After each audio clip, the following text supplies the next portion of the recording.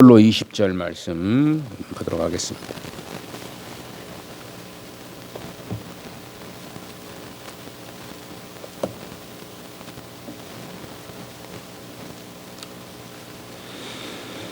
제가 읽어드리겠습니다. 나 요한은 너희 형제요 예수의 환난과 나라와 참음에 동참하는 자라. 하나님의 말씀과 예수를 증언하였으므로 말미암아 밤모라 하는 섬에 있었더니 주의 날에 내가 성령에 감동되어 내 뒤에서 나는 나팔 소리 같은 큰 음성을 들으니 이르되 내가 보는 것을 두루마리에 써서 에베소, 서바나, 버가모, 두아디라, 사데, 빌라델비아, 라오디게아 등 7 교회에 보내라 하시기로 몸을 돌이켜 나에게 말한 음성을 알아보려고 돌이킬 때에 7 금촌대를 보았는데 그 촛대 사이에 인자 같은 이가 발에 끌리는 옷을 입고 가슴에 금띠를 띠고 그의 머리와 털의 희기가 흰 양털 같고 눈 같으며 그의 눈은 불꽃 같고 그의 발은 불뭇불에 단련한 빛난 주석 같고 그의 음성은 많은 물소리와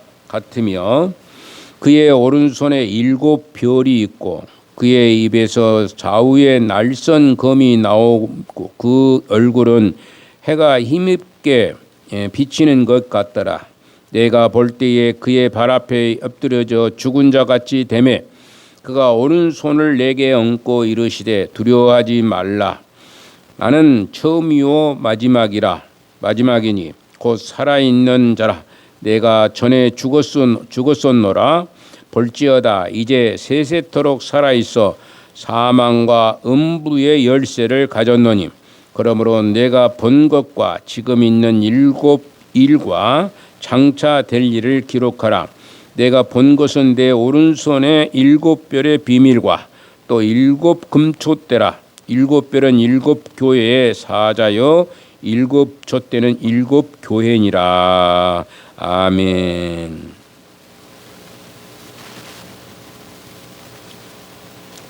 오늘 요한 사도가 바라보는 예수 그리스도가 어떤 분인가에 대해서 생각을 하고자 합니다. 오늘 본문에서 나타난 예수님의 모습은 부활하시고 또 승천하실 때 나타난 영광스러운 바로 그 모습으로 나타나게 되는 것입니다. 처음에는 굉장히 빈약하게 이 땅에 오셨지만은 이제 이렇게 부활하신 후에는 또 승천하신 후에는 이렇게 영광스러운 모습으로 예수님께서 나타나시는 것을 보게 되는죠. 요한이 예수님을 보여주는 이유는 무엇일까 생각을 해봅니다.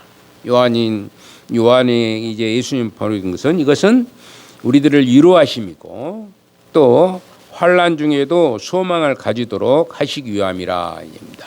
우리를 위하고 환난 가운데 환난이 굉장히 심할 때였거든요. 물론 지금은 그만한 환난은 없다고 말씀을 할 수가 있습니다. 그러나 지금도 여전히 환난 가운데 있는 사람들이 참 많이 있죠. 개별적으로 곤란도 있고 어려운 일도 있고 힘든 일도 있고 육체적으로 공고함도 있고 이런 분들이 많이 있었지. 그러나 이런 가운데에도 하나님께서 소망을 가지고 이렇게 살 수 있도록 하시기 위해서 요한 사도가 예수님을 보여주시고 또 예수님께서 요한 사도에게 나타나셔서 말씀하시는 것을 보게 됩니다.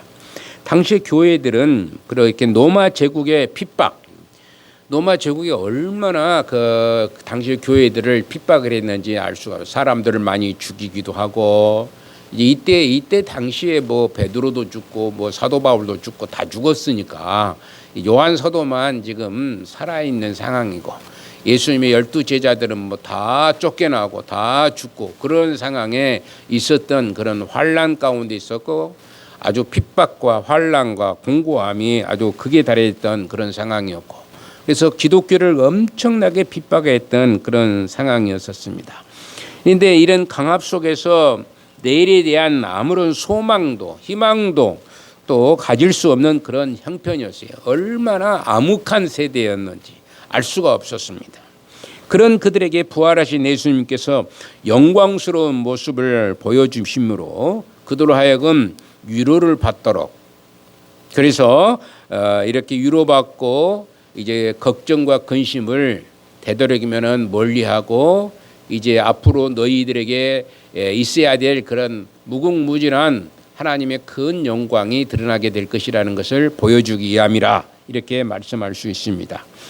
우리 또한 우리 주님을 믿는 것 때문에 당하는 여러 가지의 그 아픔, 또 공고함, 또 시기와 질투, 그리고 핍박 가운데에서 고난 가운데 있는 모든 믿는 자들이 주님의 영광스러운 모습을 보게 함으로 말미암아 그 어떤 어려움 환경 속에서도 굳건하게, 굳굳하게 또 믿음을 지키기를 소망하는 삶으로 살기를 원하시고 있는 것을 보게 되는 것이죠.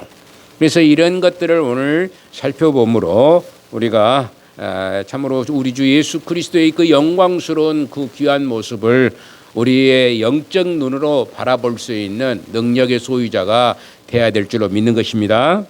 그래서 첫 번째로 생각해 볼 수 있는 것은 형제의 조건이 무엇일까에 대해서 얘기합니다. 형제의 조건, 형제의 조건. 사도 요한은 9절에서 이렇게 얘기합니다. 우리 같이 한번 읽어볼 수 있습니다. 나 요한은 너희 형제요 예수의 환난과 나라와 참음에 동참하는 자라 하나님의 말씀과 예수를 증언하심으로 말미암아 밤모라 하는 섬에 있었더니 이렇게 말합니다. 나 요한은 나의 형제요 예수의 환난과 형제다 이렇게 얘기합니다. 모든 것이 다 형제다 그렇게 얘기하고 있는 것을 보게 됩니다. 형제는 성경에서 보통 일반적으로 이제 5가지의 그 조건을 주어진다고 이렇게 볼 수가 있어요. 근데 출생 조건이 같으면 물론 형제죠. 피가 같으면은 한 부모에게서 난 그런 자녀다라면은 다 형제가 되는 것이다 이렇게 볼 수 있습니다. 두 번째로는 하나님 아버지의 뜻대로 행하는 자가 바로 이제 예수님의 형제요 자매라고 얘기합니다. 그러니까 아버지의 뜻, 하나님의 뜻이 무엇인지를 알고 그 뜻대로 행할 수 있는 자가 바로 형제요 자매라고 얘기했고, 또 유급할 때 도움을 주는 사람을 보통 형제라고 그렇게 얘기합니다. 우리가 힘들고 공감에 처하고 정말로 낙망하고 낙심할 때에 우리에게 도움을 주는 사람, 이런 사람을 가리켜서 형제라고 이렇게 말할 수가 있습니다. 잠언 17장 17절에 보니까 친구는 사랑이 끊이지 아니하고 형제는 유급할 때를 위하여 낳느니라 이렇게 얘기합니다. 형제가 유급할 때에 형제가 있다는 것을 말합니다. 그래서 내 피를 나누는 형제는 아닐지라도 나를 돕고 나를 어려움 가운데서 건져내는 사람을 가리켜서 형제라고 얘기를 하고 있는 것입니다. 네 번째로는 시편 133편 1절에 보면은 보라 형제가 연합하여 동거함이 어찌 그리 선하고 아름다운고 하듯이 이렇게 연합하고 동거할 때 형제가 되는 것이다. 서로 연합하는 우리 모든 성도들은 연합하여지고 아름다운 교제가 되고 동거하는 삶을 살게 되고 그러므로 우리 모두는 다 형제인 줄로 믿습니다. 여러분들이나 저가 다 형제라고 이렇게 얘기할 수가 있는 것입니다. 마지막으로 보면은 베드로후서 1장 7절에 경건의 형제 우애에 사랑을 더하라고 이렇게 하는 것은 그 서로 우애를 가지고 있을 때에 우애할 때에 형제가 된다. 그 친구를 사랑한다 그런 것을 우애라고 그렇게 얘기합니다. 또 형제를 사랑하는 것을 가리켜서 우애라고 한다 그렇게 말씀합니다. 저희 아버님께서 이제 돌아가시 전에 우리들에게 말씀한 것을 형제들이 많잖아요. 우리 형제들이 그렇게 썩 좋은 형제들은 아닙니다. 그래서 굉장히 그 불편한 관계에 있기도 하고 그래요. 그런데 아버지의 마음속에 항상 그게 담겨 있었던 것 같아요. 그래서 아버지가 형제들을 우리 형님들 전부 모아놓고 다 우애를 강조를 하시더라고요. 우애를 가지고 너희들을 다 형제간에 우애를 가져라 그렇게 얘기합니다. 바로 형제이기 때문에 그렇다는 것이죠. 그런데 그게 사람의 욕심에 따라서 그게 많이 바뀌어져 버린 것이에요.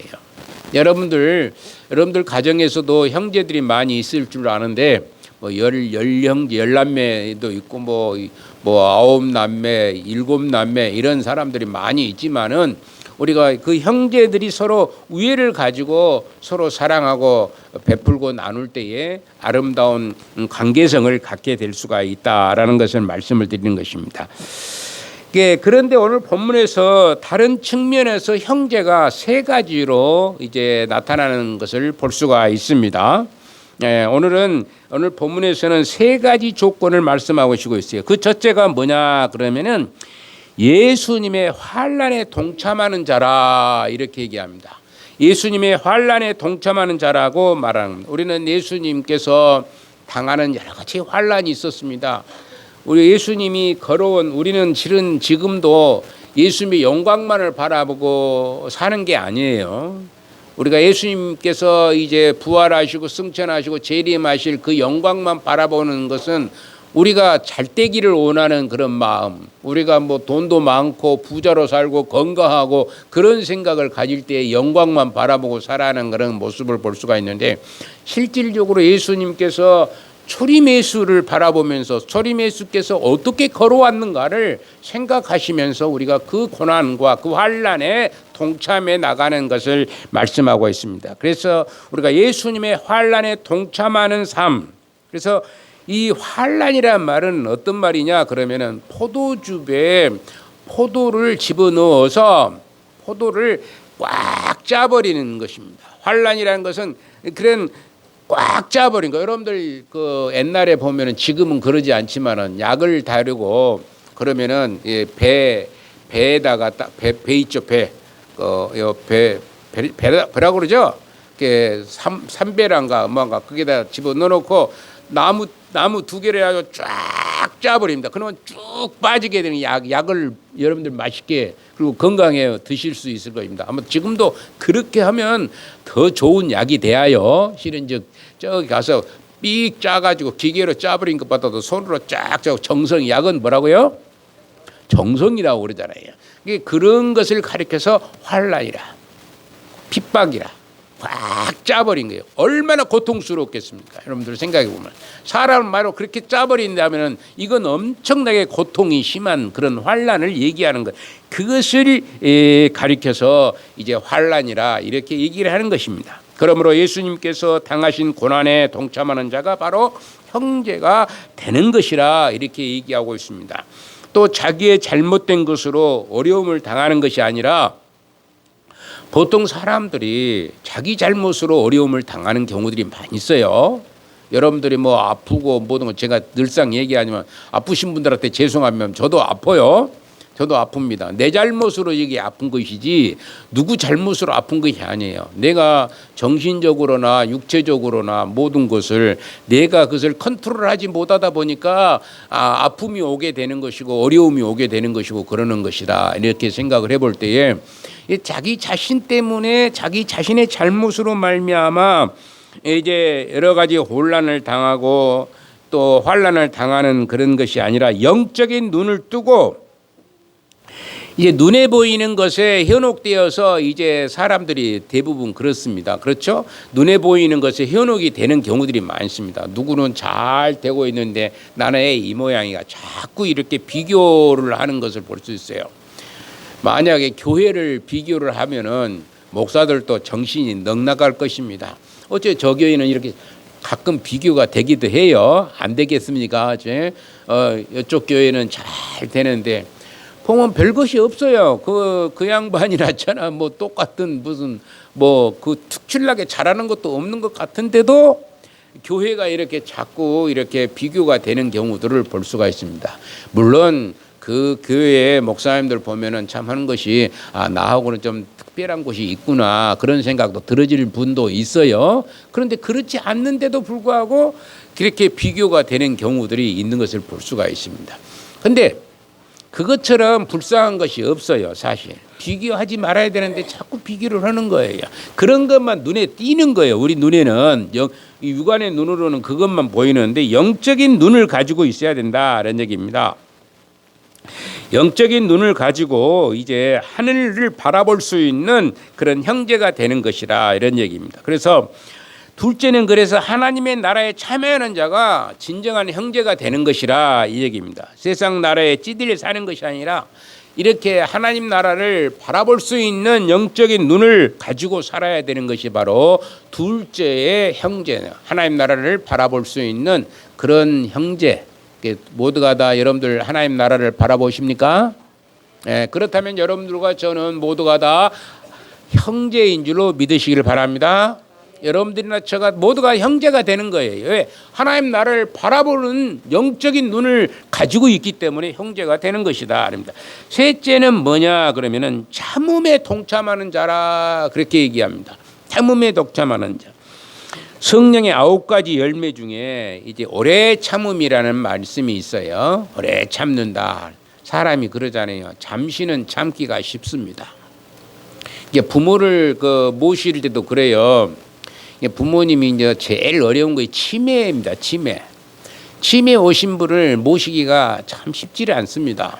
저도 치매를 걸렸던 우리 장모님이 이제 치매를 걸렸어요. 한 달씩 돌아가면서 이렇게 이제 그분을 모셨는데 이분 치매는 참 신기한 치매예요. 밖으로 나가는 치매입니다. 다른 치매가 아니라 밖으로 나가는 치매. 그래서 어떻게 된 일인지 이렇게 저도 이제 이 밑에다가 의자를 놓고 이렇게 문을 잠그는 거예요. 그런데 그걸 어떻게 열어버렸는지 나가버리시는 거예요. 그래서 새벽에 나가가지고 이게 찾느라고 힘들고 어렵고 그러더라고요. 그런 일들. 근데 그것이 한 달밖에 아니니까 견딜 수가 있었어요. 만약에 2달, 3달, 4달, 1년 그러라면 저 아마 말라 죽었지 않을까 생각합니다. 그런데 그렇게 하신 분이 계세요. 또 형제들 간에. 그렇게 그 형제를 그 어머님을 저렇게 보살피고 애쓰고 수고로이 그렇게 보살피는 것을 볼 수 있습니다. 그것은 오래 참음이라는 것이 있기 때문에 그렇습니다. 오래 참지 못하다 보면은 우리가 참으로 어려운 지경에 이를 수가 있어요. 그래서 우리가 짧은 시간만큼은 그래도 참을 수가 있어요. 허리 아프죠? 허리 아픔도 짧은 시간은 참을 수가 있습니다. 근데 긴 시간 동안 허리 아파 있는데 참으라고 하면 참 힘들고 어렵습니다.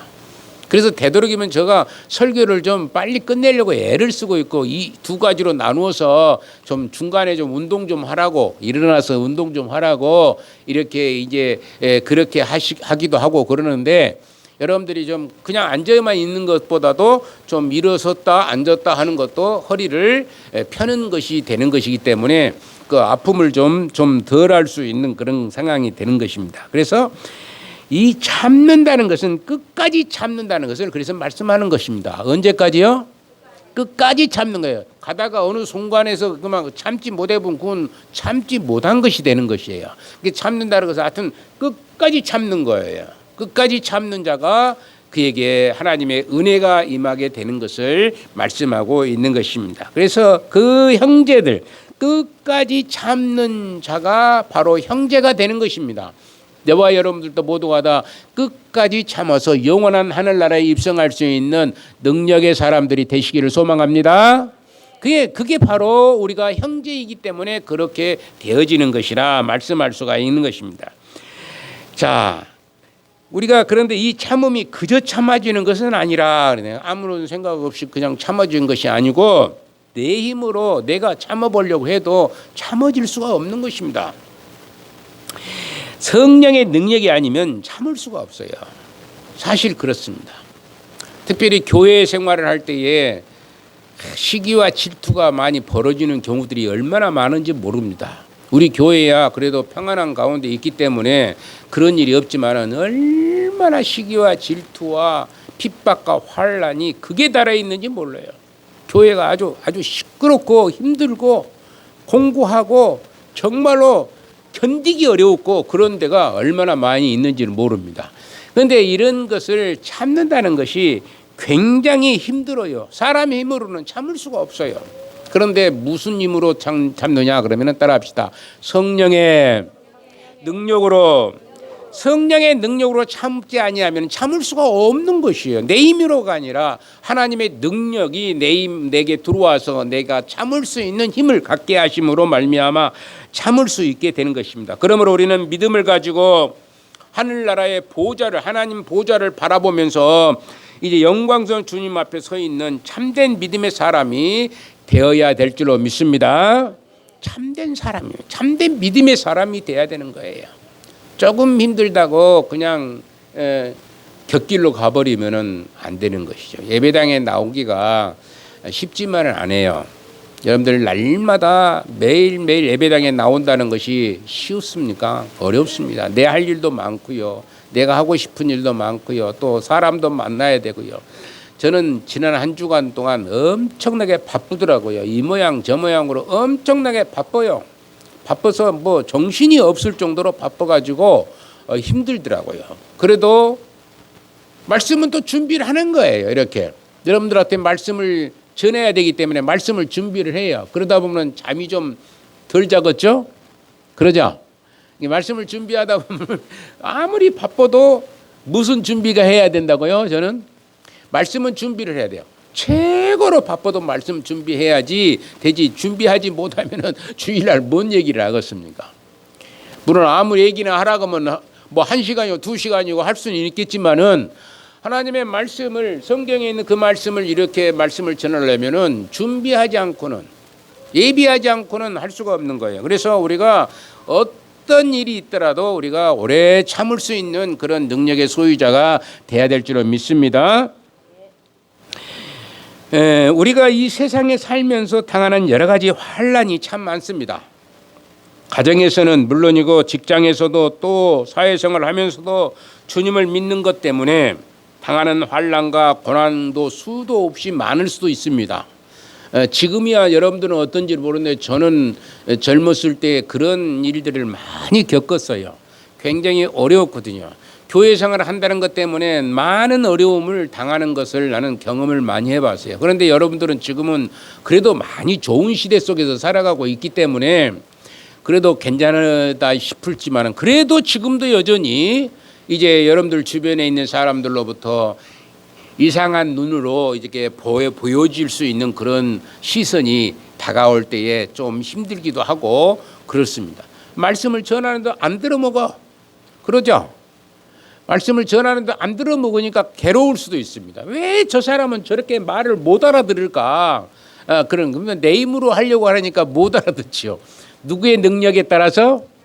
하나님, 우리 주님께서 능력을 주시는 그 능력에 따라서 해야 되는데 내 힘으로 하려고 하다 보니까 말씀을 못 알아듣게 하는 거예요. 실은 예수님께서 증거할 때도 말씀을 못 알아들은 사람들이 너무나 많았었잖아요. 그런데 우리가 말씀을 전하는데 말씀을 다 알아듣는다면 얼마나 좋겠습니까? 안 되게요. 그럴지라도 끝까지 견디면서 참고 계속해서 말씀을 전할 수 있는 자가 돼야 돼요.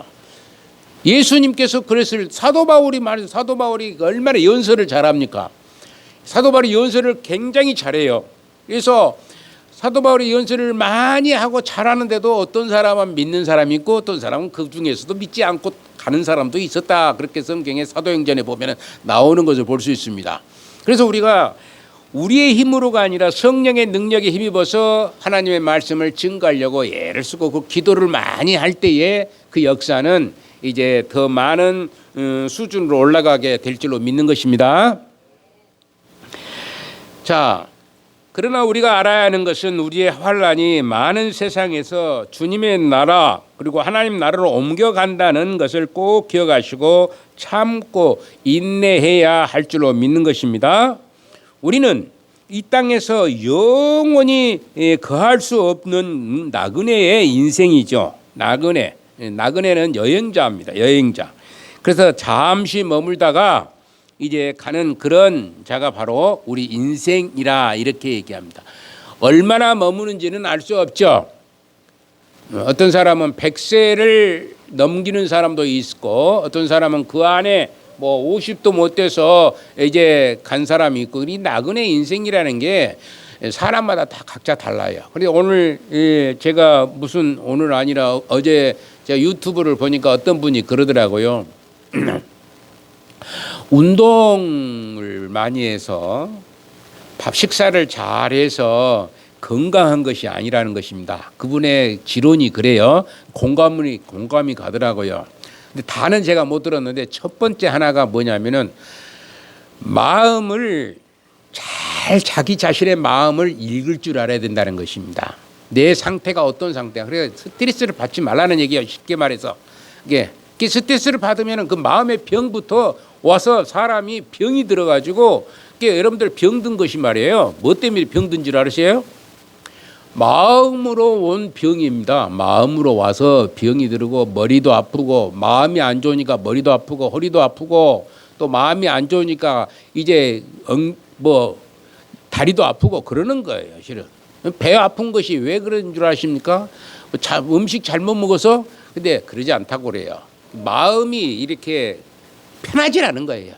마음이 편하지 아니하니까 이제 그게 오래 살 수도 없고 또 병도 많이 들어오고. 여러분들이 오래 살고 건강히 오래 살려면은 마음을 눈 감아 버려야 돼요. 마음을 눈 감아 버리고 뭔 일, 자식 문제 걱정할 필요 없습니다. 다 하나님이 알아서 하시는 것이고 자녀들 문제가 굉장히 우리 자녀들 있지만은 하나도 걱정 안 해요. 다만 뭐더냐고 기도할 뿐입니다. 기도할 뿐이지 걱정할 필요가 없어요. 여러분들 걱정하지 마시고 기도하시기를 바랍니다.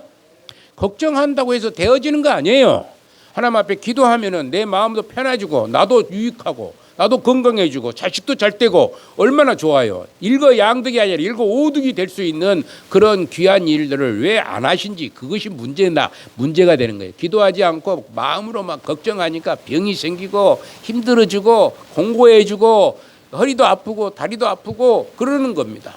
그래서 여러분들이나 제가 이제 마음으로 이제 하나님 앞에 순수하게 이제 어려운 일이 있거든 하나님 앞에 아뢰시기를 바랍니다.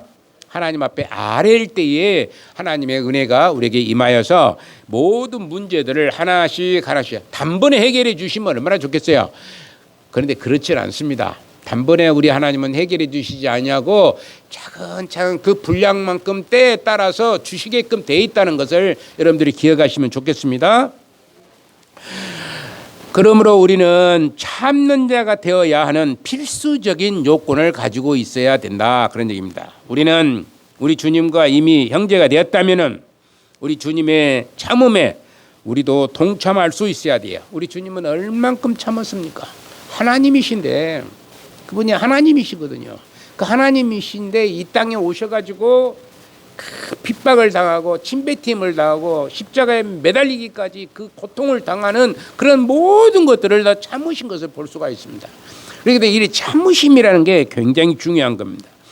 우리 주님과 형제가 되었다면 우리는 그러니까 여러분들 우리 주님과 뭐가 됐다고요?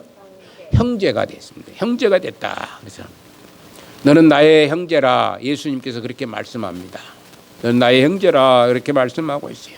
그러므로 우리가 참음에 동참할 수 있어야 되고 우리 주 예수 그리스도께서는 그 얼마나 참고 인내하셨는가를 생각하면서 십자가의 그 고난을 다 참으시더니 결국에는 부활하신 영광의 주님을 만나보게 되는 그런 귀한 역사가 이루어지게 된 것을 믿으시고 우리가 더욱 하나님의 은혜 안에서 예수님 안에서 우리가 하나님을 바라보며 그 고난 가운데 견디다 보면 결국에는 예수님처럼 부활하였던 것처럼 우리도 생명의 부활을 할 줄로 믿는 것입니다. 그래서 우리 모두가 다 이제 참고 견디며 언제까지 참고 견디며 끝까지 따라합시다.